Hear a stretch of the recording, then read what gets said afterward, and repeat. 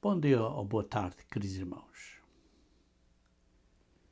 Quando Adão e Eva estavam no jardim do Éden, Satanás se aproximou da Eva e disse a ela, como lemos em Gênesis capítulo 3, diz assim, representando aqui, sendo a serpente, mais sagaz do que todos os animais selváticos que o Senhor Deus tinha feito, disse à mulher: é assim que Deus disse, não comereis de toda a árvore do jardim?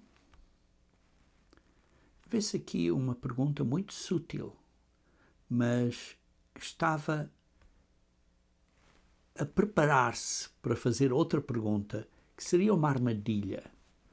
E então respondeu-lhe a mulher: do fruto das árvores do jardim podemos comer, mas do fruto da árvore que está no meio do jardim, disse Deus, dele não comereis, nem tocareis nele, para que não morreis. Em primeiro lugar, irmãos, a Eva sabia bem o que não devia de fazer.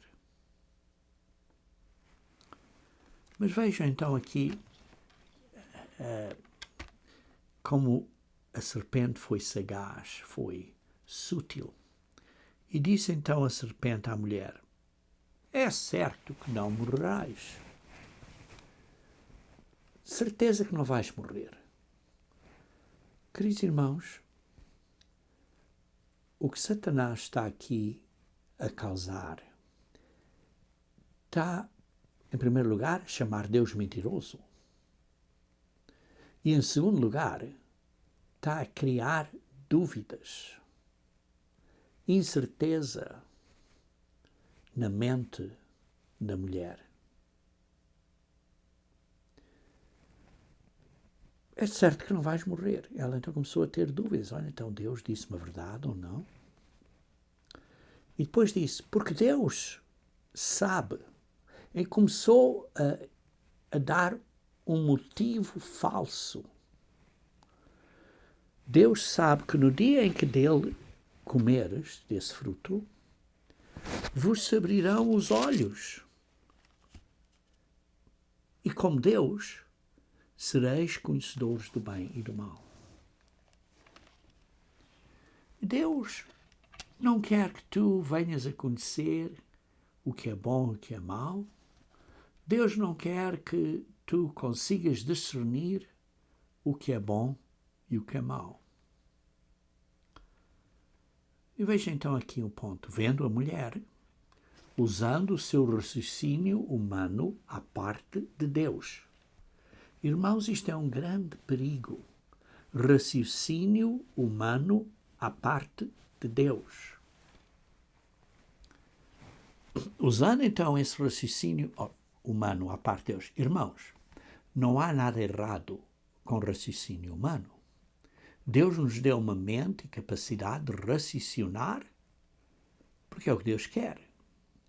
Mas precisamos de fazer isso dentro de uma completa e plena confiança de Deus, de que Ele é fiel, que Ele é verdadeiro, e não duvidar a Deus.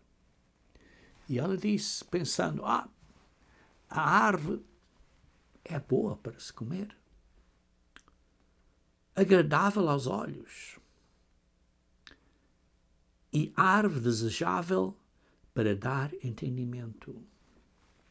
Aqui vê-se três coisas. É boa para se comer, é uma vontade aqui da carne, boa para se comer, agradável aos olhos, isto é, uma coisa que é esta cobiça dos olhos. Em terceiro lugar, desejável para dar conhecimento. Este ato de sabedoria e soberba e arrogância.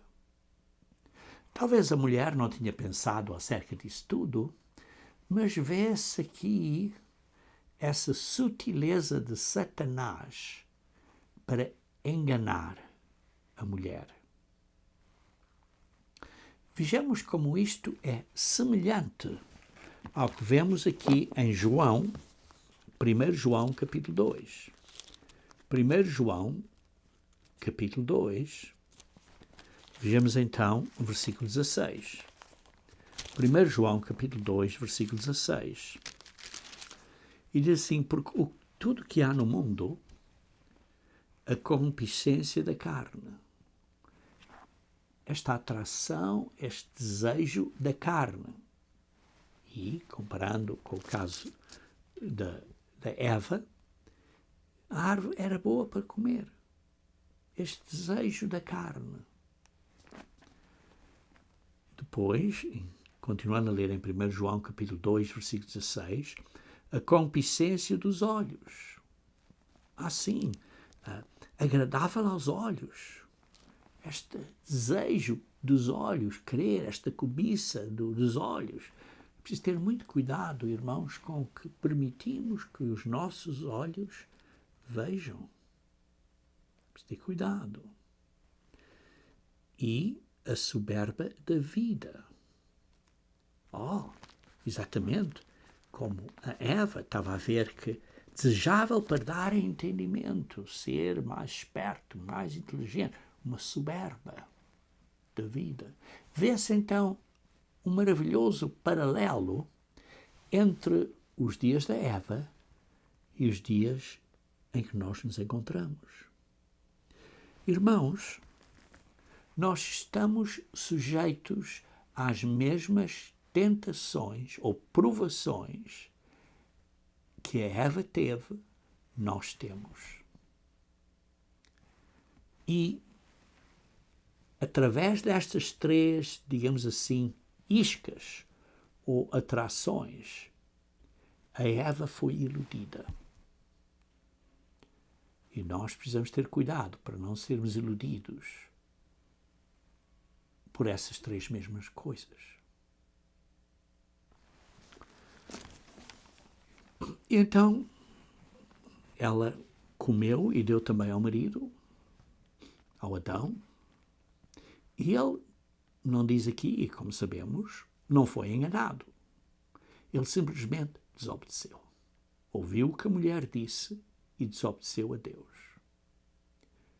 Irmãos, homens, pessoas, quando estamos a ser influenciados por outras pessoas, precisamos de pôr Deus primeiro, seja quem for. Por isso é que Lucas, capítulo 14, vamos ler então Lucas, capítulo 14,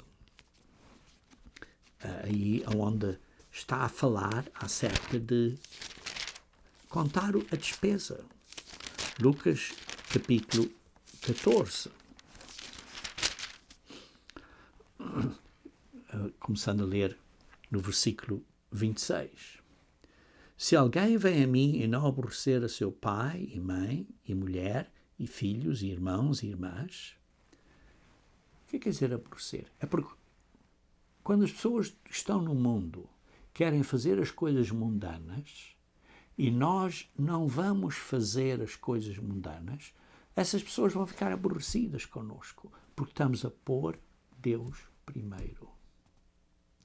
Mas o ponto aqui, muito, muito importante, que devemos olhar cuidadosamente, ver cuidadosamente, é que diz também não aborrecer o seu pai, mãe, mulher e filhos, irmãos e irmãs, e ainda a sua própria vida. A sua própria vida. Irmãos, estamos prontos a aborrecer a nossa própria vida, porque temos que pôr Deus primeiro. Quer dizer, que temos que negar a nós próprios. E por isso, irmãos, estou a falar hoje acerca de autoexaminação. Como é que eu me vou autoexaminar? Como é que eu vou examinar a mim mesmo? Infelizmente, muitas pessoas começam a comparar-se com outras pessoas e começam a apontar o dedo a outra pessoa. Mas essa pessoa disse isto, esta pessoa disse aquilo, e por isso é que eu respondi deste modo. Irmãos, não devemos dar desculpas. Mesmo que a outra pessoa tenha dito algo errado a mim ou a si, isso não é desculpa perante Deus para você dar um chicote de volta, digamos assim. Porque diz, se alguém bater na cara de um lado, dá a outra cara. Ou então vamos ser sempre insultados e coisas assim. Não, não estou a dizer isso. Mas precisamos ter muito cuidado para sermos sábios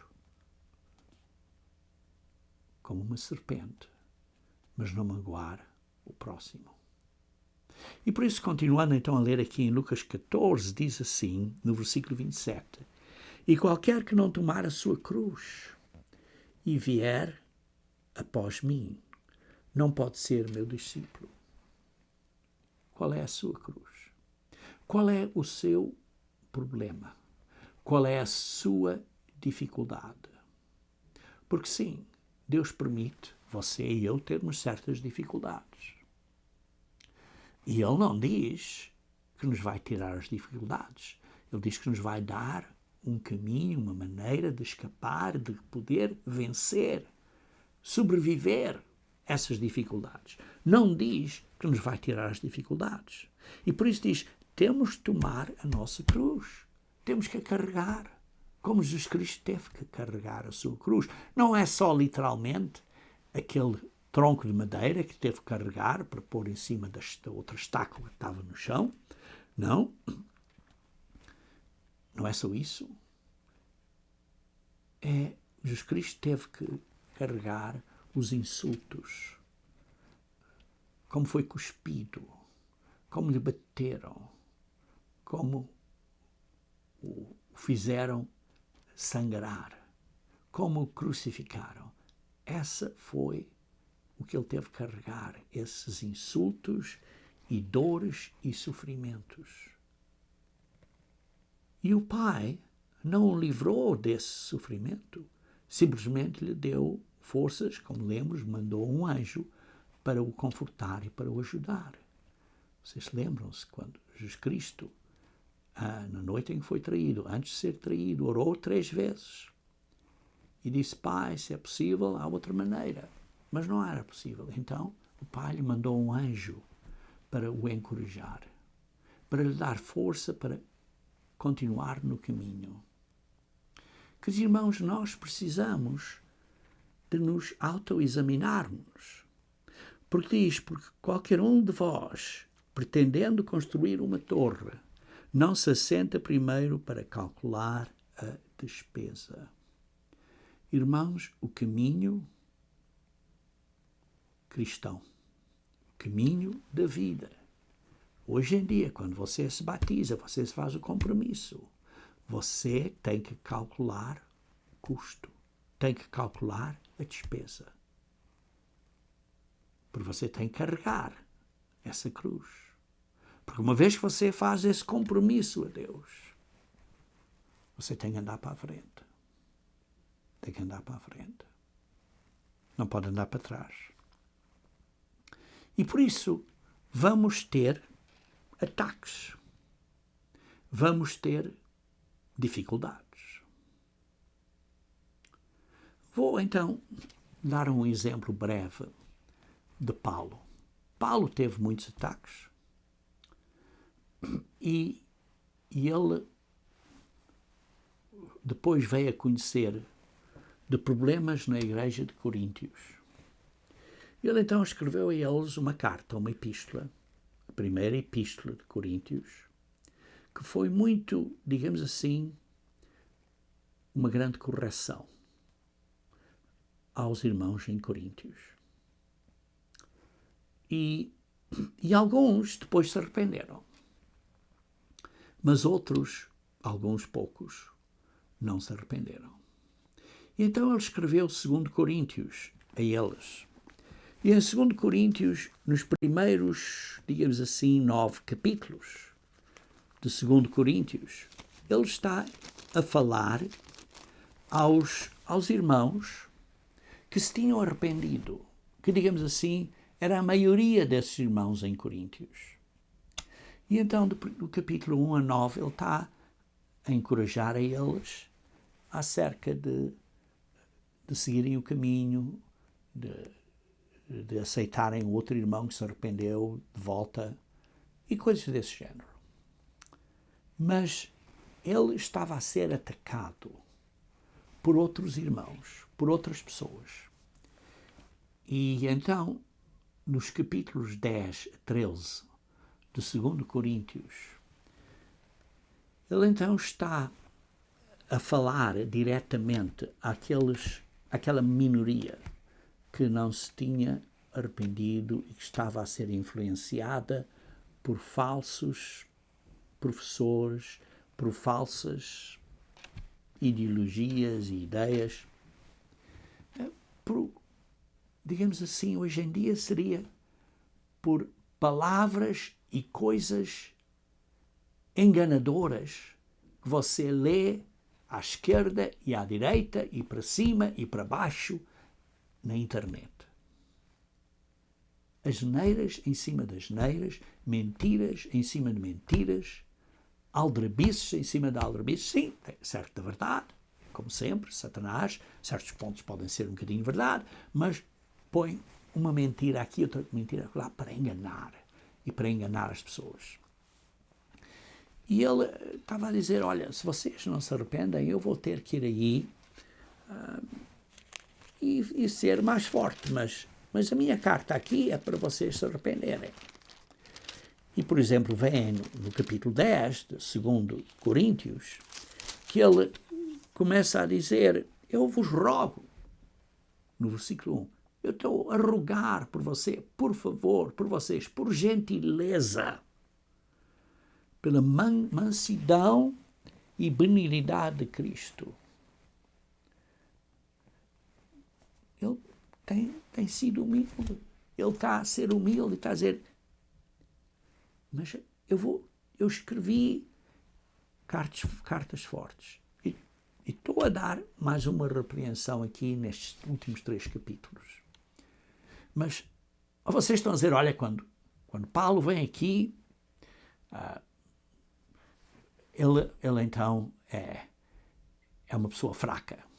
Na realidade, Paulo é carnal, estão eles a dizer. Paulo está a pecar. Foi o que eles disseram. Veja no versículo 2, diz assim, se eu vos rogo que não tenha de ter usado quando presente, servindo-me daquela firmeza com que penso devo tratar alguns, que nos julgam como se andássemos em disposições de mundano proceder. Alguns irmãos estão-me a acusar que eu ando de maneira mundana, do mundão. Estão a me acusar que eu sou, digamos assim, uma pessoa que não está convertida. Estavam a dizer isso a Paulo. E ele diz no versículo 3, sim, porque eu ando na carne. Sim, eu sou uma pessoa física, tenho um corpo físico. Eu estou a andar com a minha carne, com o meu corpo físico, mas não estou numa guerra contra a carne. E ele então aborda um ponto importante. Porque quando você se sente atacado,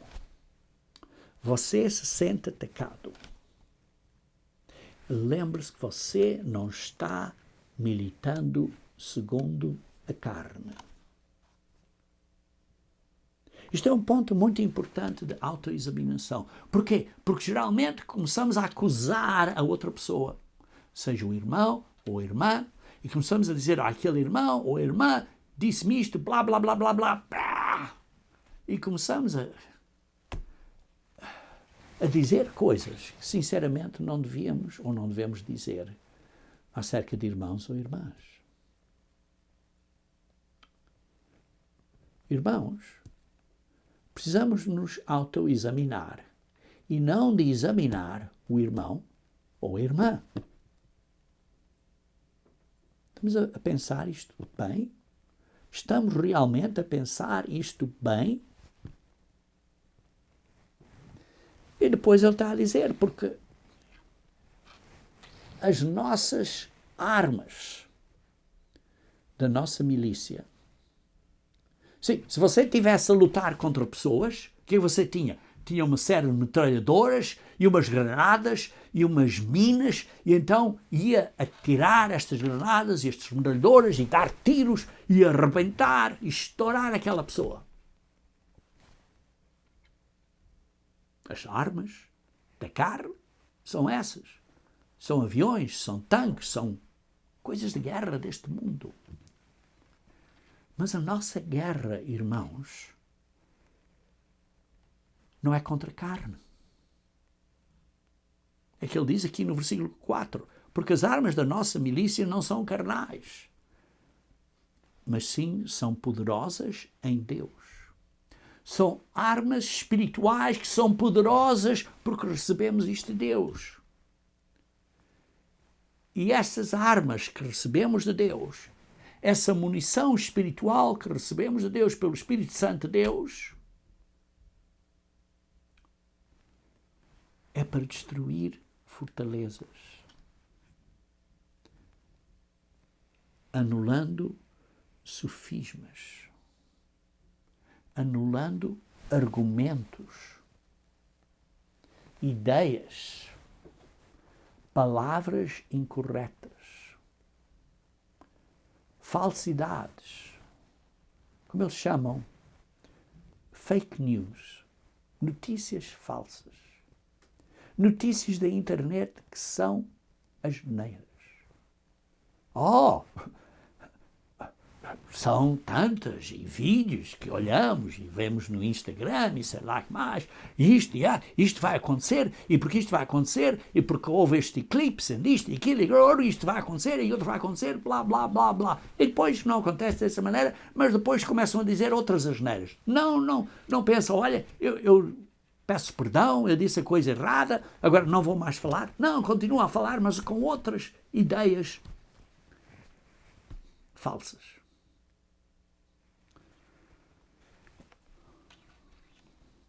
Há uns anos atrás, era porque era um certo calendário dos Incas, ou lá dos Maias, ou quem era, e depois era isto, e depois era o ano 2000, que vai ser o coisa, mudança do ano, e sei lá, mudança do século, vai ser o fim do mundo, blá, blá, blá. Coisas que não são baseadas na Bíblia. Que são raciocínio humano à parte de Deus. Porcaria. Não percam tempo com essa porcaria. Porque estamos numa guerra espiritual. Satanás e os seus demónios estão a pôr à frente de nós. Não estou a dizer que as pessoas que estamos a lidar com elas e que às vezes nos insultam, ou que nós pensamos que insultam, mas que nós dizemos que insultaram-nos, seja o que for. Não estou a dizer que essas pessoas têm demónios. Não estou a dizer isso. Mas se de facto estão-nos a insultar, talvez estejam a ser influenciadas por um espírito enganoso. Mas por outro lado, se nós estamos a ser enganados porque vemos essa pessoa e somos super sensíveis ou super sensibilizados e começamos a dizer, olha, a dizer mal dessa pessoa, coisa assim, então nós é que possivelmente estamos a ser influenciados pelo diabo. Você está a ser influenciado pelo diabo? Irmãos, precisamos de nos autoexaminar e ter cuidado, porque as nossas armas, a nossa milícia não é carnal, mas é para contra fortalezas. Que fortalezas são estas? Eu lembro-me quando estive em Portugal, por exemplo, e em outros países da Europa, vê-se fortalezas e vê-se esses muros altíssimos, fortalezas geralmente ao cimo do monte, muros altíssimos que fazem um ataque do inimigo muito mais difícil. Às vezes demoravam dias e meses para atacar uma cidade. E por isso precisamos ter cuidado, porque existem fortalezas na sua mente. Fortalezas na sua mente. Eu não estou a falar na mente dos outros, estou a falar na minha mente e na sua mente. Fortalezas. Grandes castelos espirituais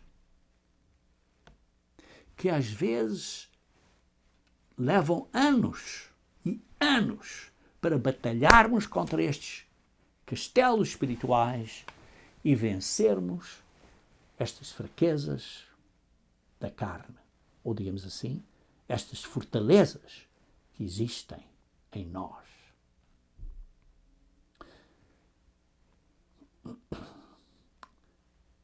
Deus nos dá armadilha para lutar.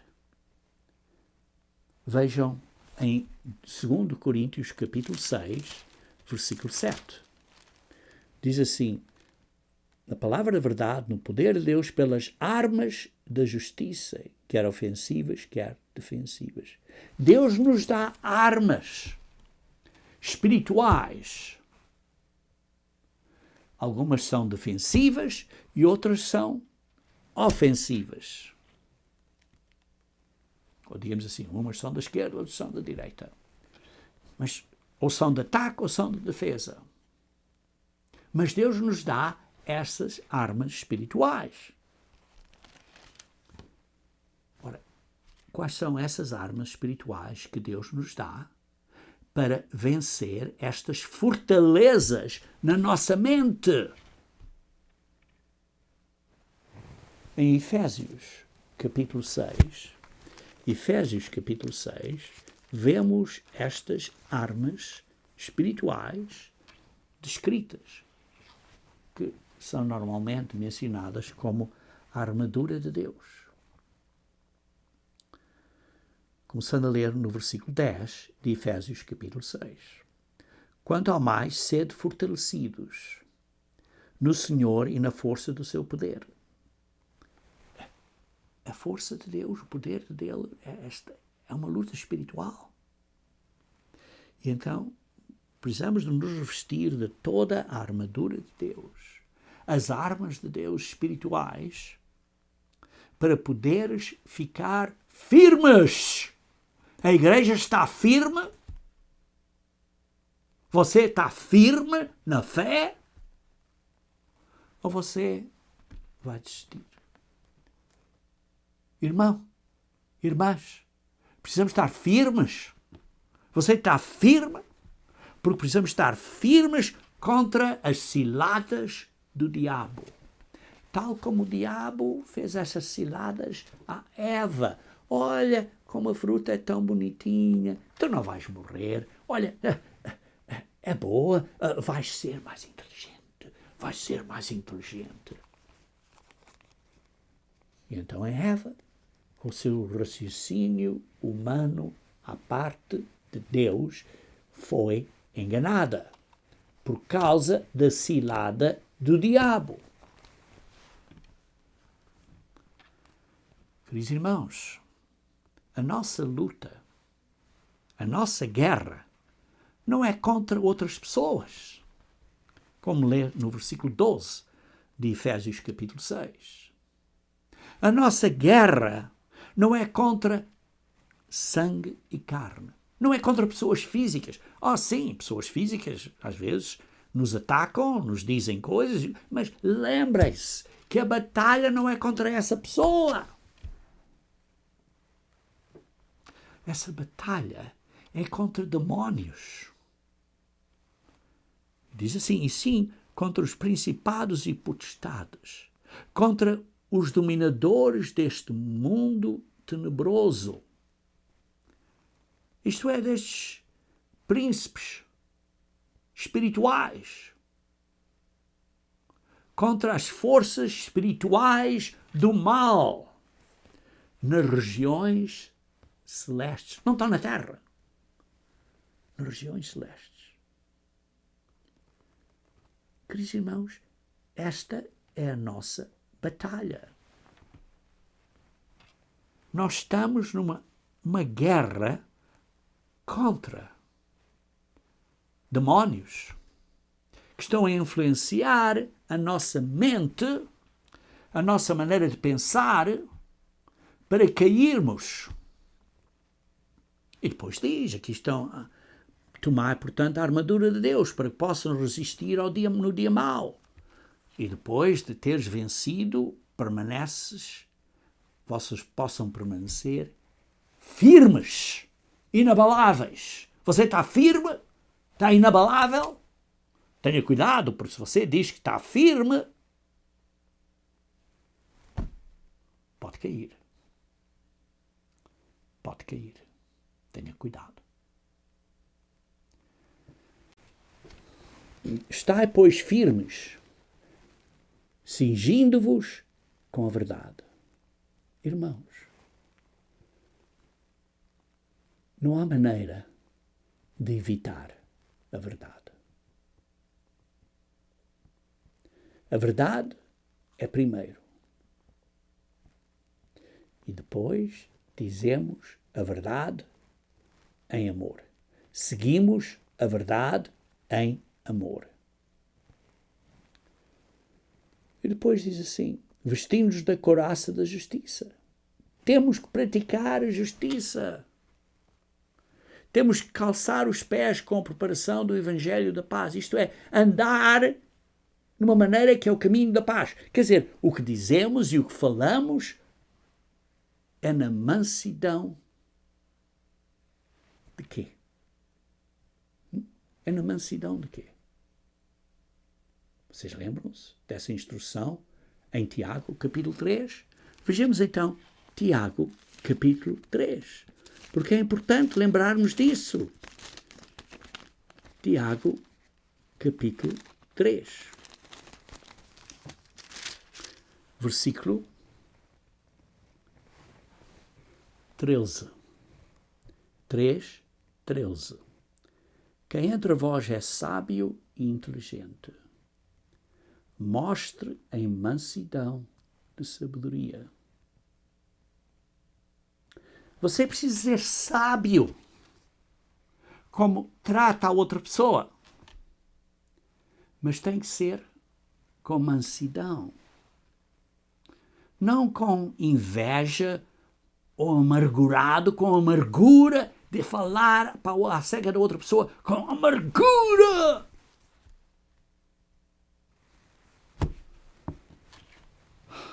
Por favor, irmãos, por amor de Deus, parem isso.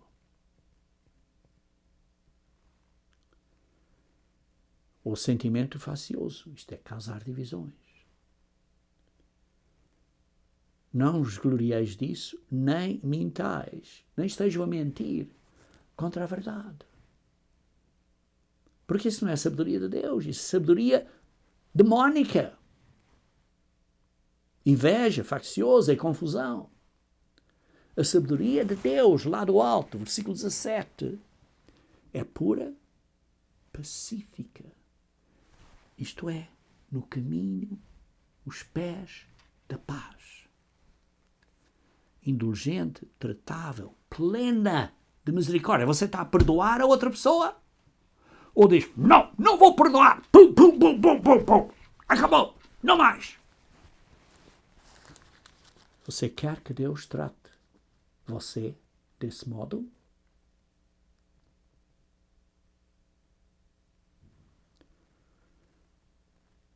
A sabedoria lá do alto é plena de misericórdia e de bons frutos, imparcial e sem fingimento. Ora, é em paz que se semeia o fruto da justiça para os que promovem a paz. E por isso é que há guerras entre vós, como diz no capítulo seguinte. Porque é que vocês não estão a usar a mansidão da sabedoria, não estão a andar com os pés no caminho da paz. Então, voltando a Efésios, onde estávamos há pouco. Efésios capítulo 6, versículo 15. Calçai os pés com a preparação do Evangelho da paz. Andar no caminho que produz paz na mansidão de sabedoria. Embraçando sempre o escudo da fé, tomai também o capacete da salvação e a espada do Espírito, que é a palavra de Deus. O capacete da salvação, isto é a esperança. 1 Tessalonicenses, capítulo 5, versículo 8, a esperança. Precisamos ter essa esperança que nos ajuda a agarrar como uma âncora para continuarmos firmes. Todos estes, até aqui, até ao capacete, são armas de defesa. A única arma de ataque é a palavra do Espírito, ou isto é, a espada do Espírito, que é a palavra de Deus. A única arma de ataque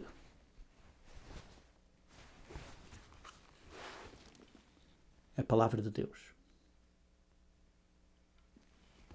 que é a Bíblia. Essa é a única arma de ataque.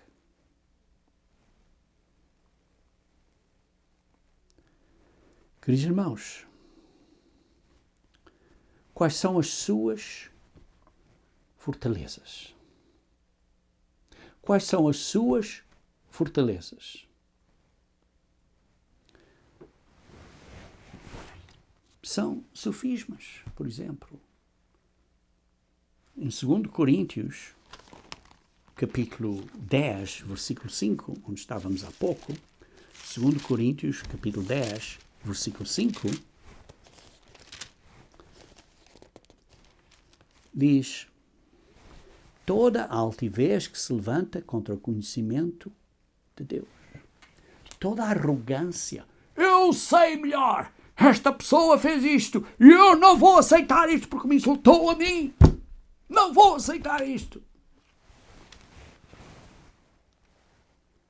Todo o orgulho que se levanta contra o conhecimento de Deus. Você sabe que uma atitude desse género é orgulho? É uma altivez que se levanta contra o conhecimento de Deus? Por quê? Porque temos que crescer na graça e no conhecimento do nosso Senhor e Salvador Jesus Cristo. E quando conhecemos o nosso Senhor Jesus Cristo, Ele nunca, quando foi atacado, respondeu desse modo. Nunca, nunca. Procure na Bíblia, procure nos Evangelhos. Quantas vezes é que Jesus Cristo respondeu com essa atitude de altivez, de orgulho? Nunca. Nós temos que levar cativo todo pensamento à obediência de Cristo. E estando prontos a punir toda a desobediência na nossa mente.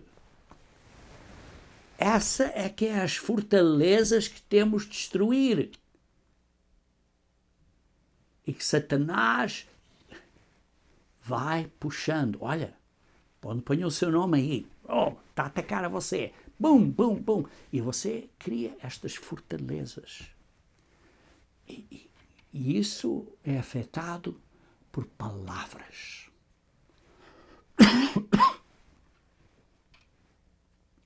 Palavras. Assim, quando diz aqui sofismas, no versículo 4, são argumentos, ideias falsas, palavras. Irmãos, vocês leiam Paulo que escreveu a Timóteo. Timóteo capítulo 1, versículo 4 a 5. Não ouçam a fábulas. Timóteo capítulo 4, versículo 1 a 2. Estejam a ouvir doutrinas de demónios. Palavras. Timóteo capítulo 6, versículo 4 e 5, estão envolvidos em argumentos de palavras. 2 Timóteo capítulo 2, versículo 14. Não estejam a lutar acerca de palavras que não produzem fruto nenhum. Essas palavras vãs, no versículo 16, 2 Timóteo capítulo 2, não têm valor nenhum. E no versículo 17, diz que se espalham como câncer. 2 Timóteo capítulo 2, versículo 23. Evitem argumentos falsos, ignorantes, que causam problemas. 2 Timóteo capítulo 3, versículo 13. Essas pessoas vão ficar pior e pior, enganando e sendo enganadas. 2 Timóteo capítulo 4, versículo 3 a 4, têm cocilheiro nos ouvidos, querem ouvir porcaria, asneiras na internet, porcaria e mais porcaria, falsificações e mais falsificações e falsificações. Por isso, estejam a vigiar. 2 Timóteo 4, versículo 5. Porque estamos, no versículo 7 diz, estamos numa guerra contra a morte. Queridos irmãos, não estamos numa guerra física. Estamos numa guerra espiritual. Voltando a 2 Coríntios, capítulo 10, versículo 5, diz assim, para destruir as fortalezas, anulando nós sofismas e toda altivez, todo orgulho que se levanta contra o conhecimento de Deus, e levando cativo todo pensamento à obediência de Cristo. Levando cativo todo pensamento à obediência de Cristo. O golo, a meta da sua vida cristã é de levar cativo todo o pensamento à obediência de Cristo. Levar cativo essas fortalezas que estão na sua mente, inspiradas por Satanás, porque estamos numa guerra espiritual. Esse é o inimigo. Isso é o que nós temos que nos examinar.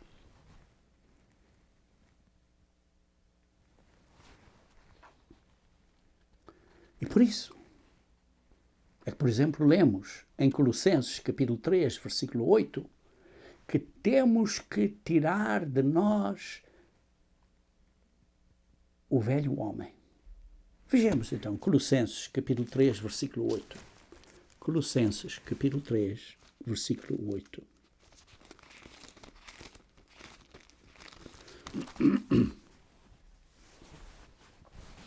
Agora, porém, despojai-vos igualmente tudo isto. De quê? Ora, tomem atenção que no versículo 5 de Colossenses 3 diz: fazei morrer a vossa natureza terrena, a natureza humana, o que nós somos. E depois diz prostituição, impureza, paixão lascívia, desejo maligno e avareza, que é idolatria. Avareza é idolatria. Cobiça é idolatria. Pois isso, por causa dessas coisas vem a ira de Deus. Ora, nestas mesmas coisas andastes vós também, noutro tempo, isto é, antes do batismo, e agora essas coisas têm de estar mortas. Prostituição, impureza, paixão lascívia, desejo maligno e avareza, essas coisas têm que estar mortas. Porque diz assim no versículo 7, nessas mesmas coisas andastes no passado. Versículo 8, mas agora que estão na igreja, agora que estão batizados, agora ainda têm problemas, fortalezas na mente que têm que vencer. E agora, porém, despojai-vos igualmente tudo isto. De quê? De ira. Você fica irado facilmente? Oh, não, eu não fico irado. Mas então ouça o tom da sua voz. Indignação.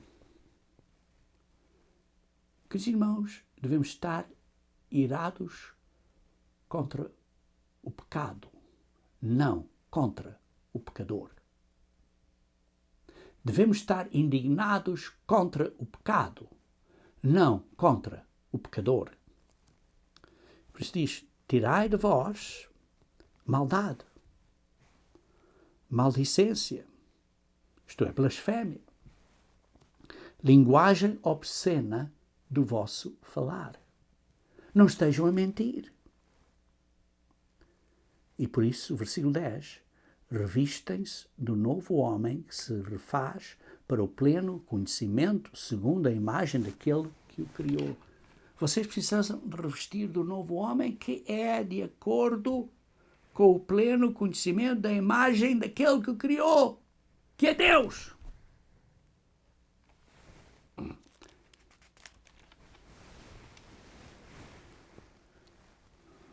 Grego ou israelita, não importa. Português ou inglês ou espanhol ou israelita, não importa.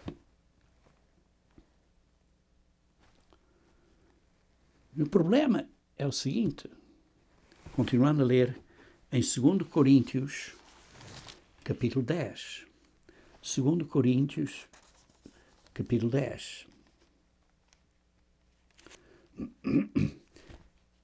Versículo 7. Observai o que está evidente. Se alguém confia em si que é de Cristo, pensa outra vez, mesmo que assim como ele é de Cristo, também nós somos. Você não esteja a olhar para a aparência externa e não se esteja a comparar com outras pessoas. O único com quem você deve comparar é com Cristo. Cristo é o fim da lei, é o propósito, é o exemplar da lei. Não é que ele terminou a lei, é que ele é o exemplar, que obedeceu a lei perfeitamente. Romanos 10, versículo 4, é onde está.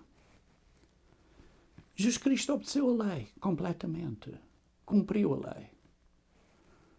E nós não podemos estar a comparar-nos uns com os outros. Por isso é que diz, com quem temos que comparar é com Cristo, para sermos aprovados por Deus, por Cristo. Por isso é que diz no versículo 18 de 2 Coríntios, porque não é aprovado quem a si mesmo se louva, e sim aquele a quem o Senhor louva. Porque estamos a comparar-nos com Cristo, estamos a imitar, estamos a crescer na graça e no conhecimento do nosso Senhor e Salvador Jesus Cristo, para sermos aprovados pelo Pai. Queridos irmãos, não se compare com as outras pessoas. Compare-se, examine-se a si próprio. Não seja como Adão e a Eva.